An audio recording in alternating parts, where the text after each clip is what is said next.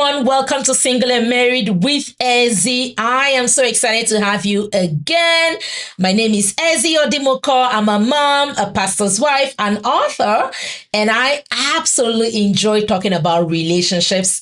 Last week, we had a guest here, Dr. Peter Obiefuna, Uncle P, as I fondly call him.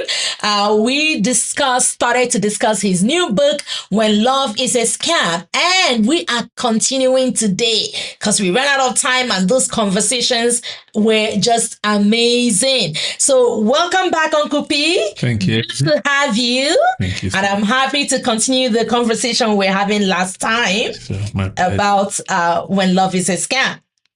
Now, I wanted you to talk to us about, because I know you talked about the role of churches as well. Yes. Okay, so before we dive into that, just briefly, what's in your experience, what role, how do you see that faith plays a role in a healthy marriage? Yes, thank you. I am a man of faith. Mm-hmm. I am a Christian. Mm-hmm. I know that there are many things I do and many things I refrain from doing, especially the restraint that is brought to my role as a man. Yeah. That I probably would not have done if not for the love of God and listening to his counsel and finding that his ways are better for me and for everybody. So at least that answers the question as to what is the role of faith in the life of a family. Yeah. You have a template for raising your children. You have what to challenge one another onto. The tendency to become better is because you're looking at an image of something better than you, a way that you are being called onto that can lift you from the doldrums of what your past was. You find yourself competing with yourself of yesterday, using what yardstick? The yardstick of the perfect and good will of God that he has put in your way to perform. Now, the church is the faith institution, the one I have experience with. And this is not to knock anybody, but the church is the community institution where we can come and celebrate this common value and common knowledge. And we're supposed to come there and receive the energizing and the course correction and the support and the solidarity and the help we need. In fact, there's an old author, I forgot, I read the book so many years ago, that says that the church is one of the means of grace. That the Lord uses to bring us grace. The church system is one of those means. I believe that the Lord uses to bring us grace. So even when the Lord says that where sin abounds, grace much more abounds, the grace doesn't come in a vacuum. There are things like good friends, good mentors, good counselors, good parents, godly parents, and the church that will help to bring that. When we looked at the role of the church in part 4, in the lives of the family, I use the church as an example of how the community affects the family. So you see the journey, the man, the woman, the nuclear family versus the extended family, the entire family now versus the society. And the microcosm of society is the community group, and I use church as an example.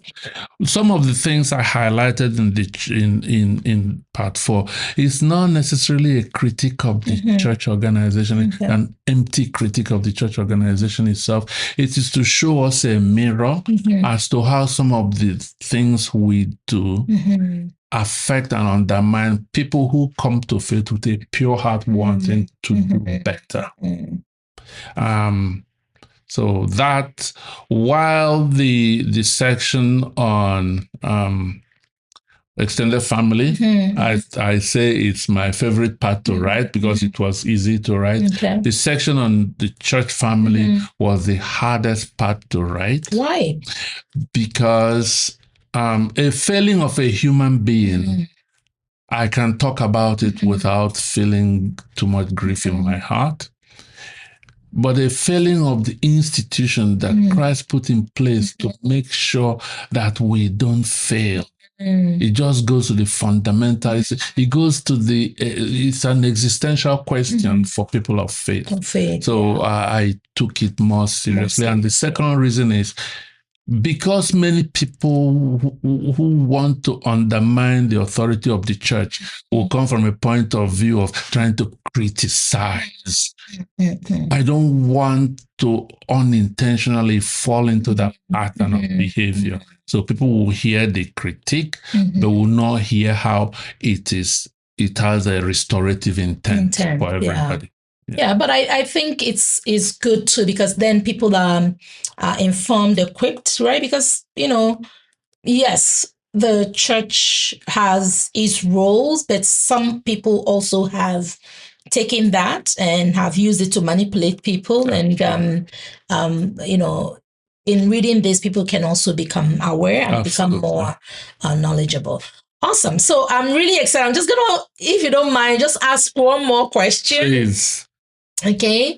One more question and then I'll wrap up, because culture, I know I said I was going to get back to it, right? Sure. Culture, we're in a day and age now where in some cultures, they have a stipulated amount for when you're engaging the girl, and maybe all she has is high school education.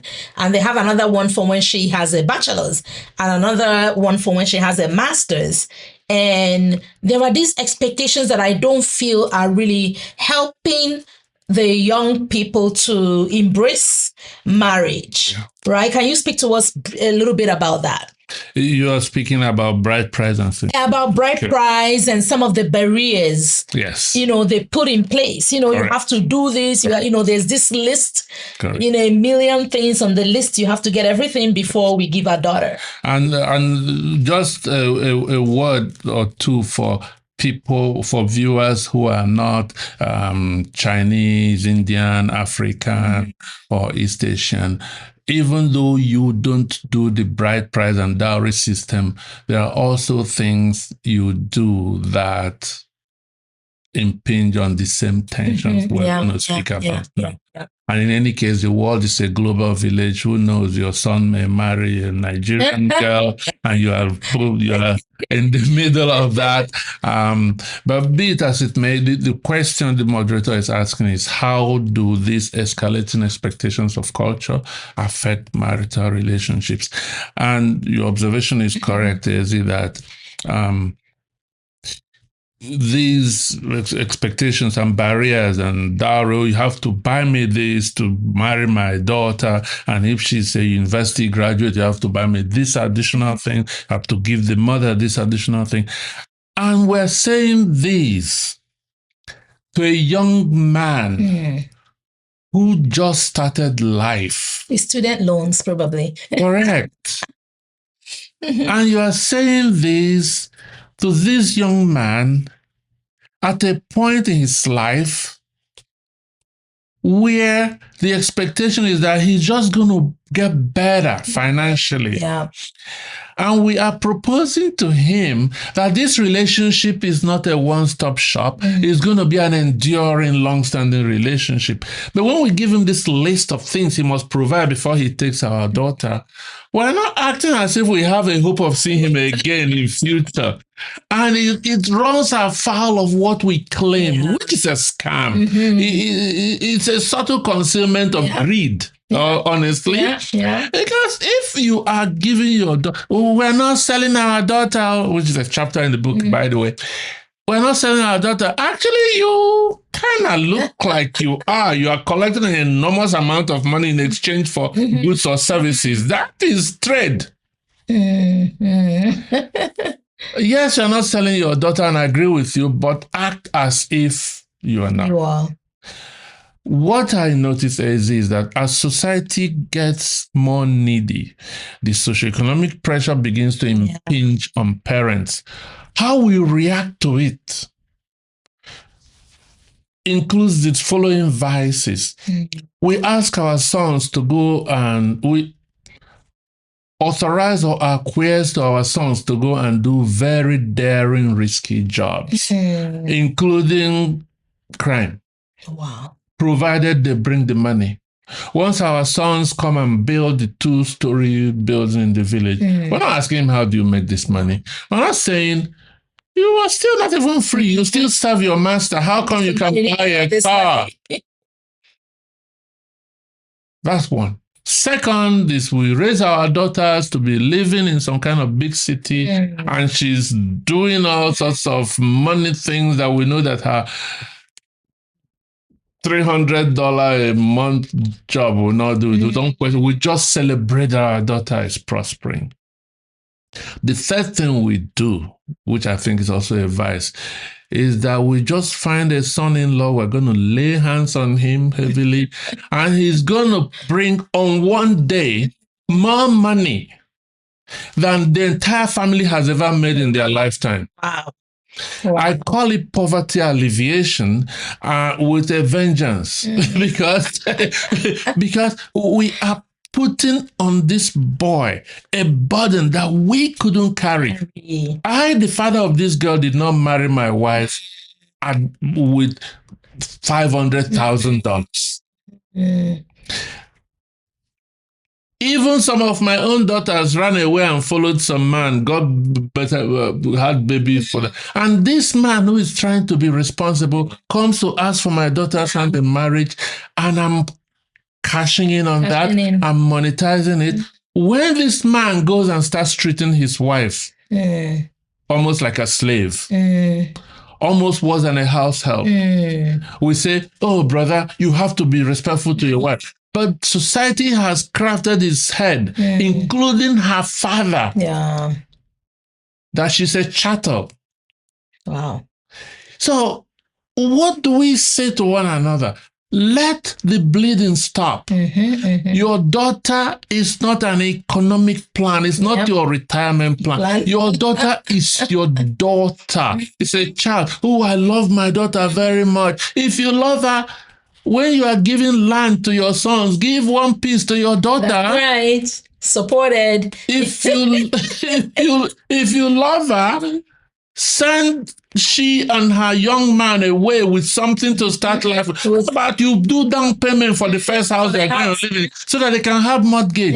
If you love her, decide that the first child they born, you do some endowment for education. This is how to show your daughter you love her. Not say, oh, I love my daughter, but you are waiting for some man to come. Do you know how hard it is for a woman to snag a good man in this market? The market is really bad. It's getting worse. Anybody who is in counseling will tell you that the pool for, honestly, very soon we're going to be going to mass to look for good men for women to marry. It's getting worse. The market is very bad. And if your daughter should snag a good man and bring, and he comes to you, you should actually pay him to be your son-in-law. No, don't pay him. Drive him out. I'm just saying, don't cripple him with your demands so that he will spend the next 6-7 years recovering, not becoming as financially capable as his mates, and growing resentful against you and your daughter. And when you begin to become too old and tired and sick, and they also coming and calling on him to come and be paying for those hospital bills, he will be remembering that when you build him, you didn't build him as somebody who wants a relationship. He will now, that's probably why some of them will say, go to your sons, let them pay for it. Because you supported your sons, you gave your sons money to start business, you got them business connections, but you build your son-in-law as if your daughter was going on a slave trade. Wow. Your love is not equitable. So don't expect equitable love. Because when you go to equity, you should go with clean hands. Bride price should be returned to what it used to be, which is a token, a celebration that we are dealing with humans here, and we are starting a new relationship between families. Every attempt to monetize it is trying to cash in on something that should have been holy, something that should be sacred. And anytime to gouge this little young boy is just totally heartless. Oh, wow. Yeah. That's amazing. I could go on and on and on. But I know I said the last one was the last question, but I promise just this one now, right? Jara. Extra. So as we wrap up, right? I just want you to give a word for singles, a word for married couples. I just want to encourage. I know times are tough, but I just feel like we need to make a case that marriage is good. It is good because God created it as an institution He ordained. Yes. If we play by the rules according to His word, is actually a good thing. Yeah. Right? Because He said two are better. Correct. Right? So as we wrap up, what's one word you want to give to singles, that single young man who is there, that single young woman kind of, trying to decide, do they go for marriage or do they just stay, and preserve their peace? Thank you. Yes. Let me read the last from the last paragraph of the Grouping Family Theory of Trapezy.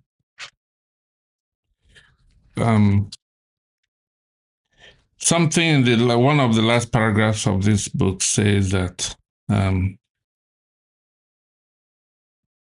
okay, I can't find it. That's okay. If I can't find it, I'll summarize it for you. Oh, okay, here it is. It's actually the very last paragraph. It says, these are the last words of this book, but they are only the beginning of your new story. Let the courage to rewrite the script guide you, strengthen you, and ultimately lead you to the love you deserve. For the single, or for the married, for the engaged, or for everything in between, what this book brings you is to know how to defluff yourself of the script, the written script that we're playing, and actually set boundaries and expectations that would help you to reclaim love. Because love, when it's real, as proper, as ordained, should elevate, should help build, should be an environment where you actually celebrate oneness without fear. Without fear. Now, if you're single, the pressures of society will be, hurry and get married. Every marriage counselor will tell you this. When you look at people who hurried and got married, their unexpressed fear is, why did I hurry? I can assure you that if there is any dress you are going to put on and you must wear it for 50 years, you're going to be careful which one you pick from the pile. In fact, if you're going to remain unclothed for a little while to be able to find the one that's not going to scratch you and itch you, and then for the rest of your life everybody's coming to advise you, manage the itching now. Some people might even say it's the will of God, a little itching. Paul was given a thorn in the side to buffet him. He didn't choose the thorn in the side. You have the opportunity to choose wisely. Like I said at the beginning, it's the wise that fall in love. The foolish just get taken, used, and often spat out. Use discernment. Pray for that person for you. When the moderator was speaking, she said something that is really true. I've proved it true, and many friends I have proved it true. That marriage is really beautiful. Because indeed, two are better than one. But every day we're confronted with the ugliness of two that are not rowing in the same direction. Two, where one person is afraid whether the other person put poison in their food. Ouch. Two, where one person is submitting the name of the other to some babalawo to be making incantation. Wow. It's horrible out there. You don't want to rush into this because your age grade is marrying. Do not. Bible says don't say a confederacy when the whole world is saying a confederacy. Let your calendar with God be your calendar with God. And when you find them, and I'm not saying look for a perfect man, because you yourself, you know you're not perfect. That's right. Find the one that God wants for you. Like I said at the beginning, if you're a woman, look at him and say, if he doesn't have a job, or if he's a little cranky, would I still love and respect him? If it's a woman, ask, when the wrinkles start coming and the baby flaps begin to show, and she's no more, oh, I love her because she's the most beautiful girl in the room. No, at 80, she won't be the most beautiful girl in the room. I can assure you, would you still love her? For the married person, my advice for you is there will always be those days that you are going to say to yourself, how did I get myself into this? Who is this? But the answer to that question is not exactly who is this? Who is this? Who are you? Where were you all this time? Where is the girl I married or the man I married? The answer is not head for the hills. You don't cut off your finger when you have an infection in it. You don't disgorge your stomach when you have constipation. Look for help. Wow. Get help. Let somebody talk to both of you. And this is the last thing I have to say to married people. If you think that forgiveness is optional, you will never know the beauty of marriage. It won't happen. It operates almost like physics, like gravity. If forgiveness is only optional, you will never know the beauty of marriage because the iniquities abound and they accumulate. But forgiveness reduces the accumulating rate. If you forgive as frequently or even more, there's always going to be a bright new day and you're going to give one another a brand new clean slate and you're going to hope for the better. And let me tell you, the one who is forgiving, it's not the fool. The world will tell you, oh, they're going to make you look like a fool. No, the one who is forgiven is the therapist, is the one who is bringing the power of godliness. Because remember, why God hasn't blocked you on Facebook is because he forgave you. He forgave you. So bring the power of godliness to your relationship.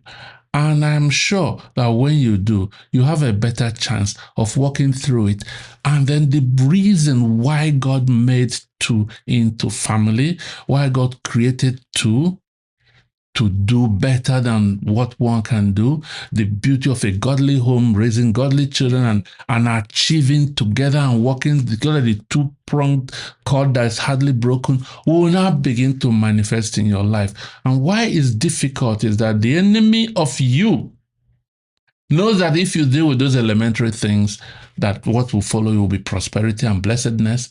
Then he goes after the self-sabotage of saying, I'm never going to forgive, I'm never going to respect, I'm never going to love. Because those elementary things, once you cut them off, the prosperity and the abundance that was intended by God will be your portion.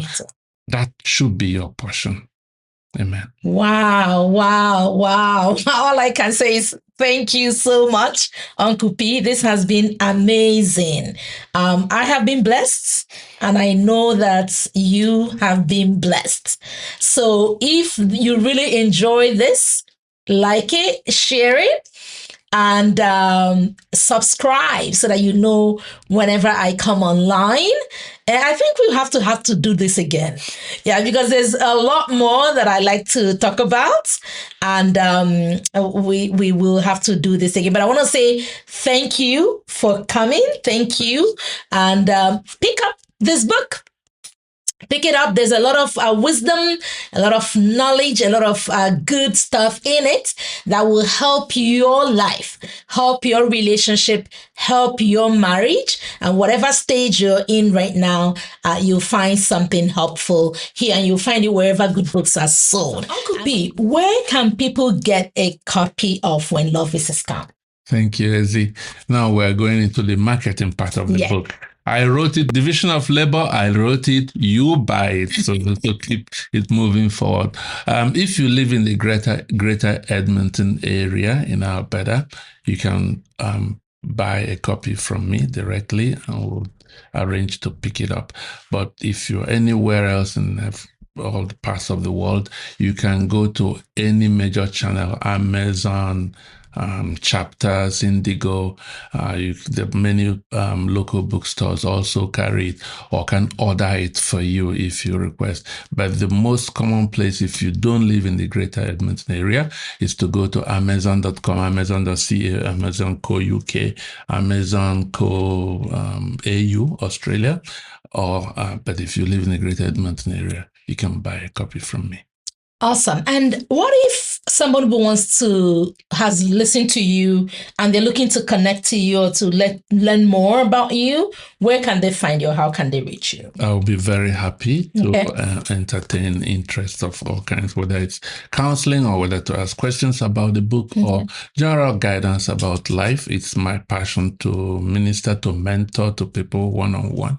The website for the book, which happens to be the easiest way to reach me, is to go to peterobiefuna.com. My first name, my last name.com, no spaces. And if you go there, you'll see a contact form. Fill the contact form and I'll get back to you. If you want to be called back, you can insert a number and we'll take it from there. Wow. Awesome. So thank you again, Uncle P. We really, really appreciate it. You have a wealth of knowledge, and I don't just say it, it's something that I've also benefited from over the years. So thank you. We really appreciate that. So back to you. I want to say thank you for joining us. Remember, I host a marriage mentorship class. You'll find ways that you can participate and join and be part of the class.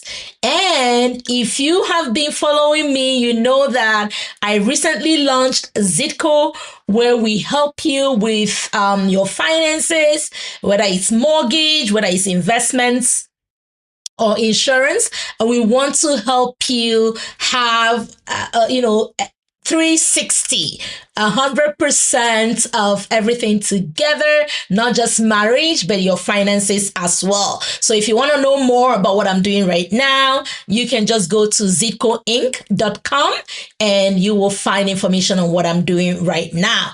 And you can reach out to me for help with your mortgage, with your investments, with your insurance and things like that. But I look forward to connecting with you again here on this channel, and thank you for joining. Don't forget to like, don't forget to share, subscribe, and click on that bell button so that you're notified when next I come online. And so till next time is goodbye and God bless from Single and Married with Ezzy. Bye bye.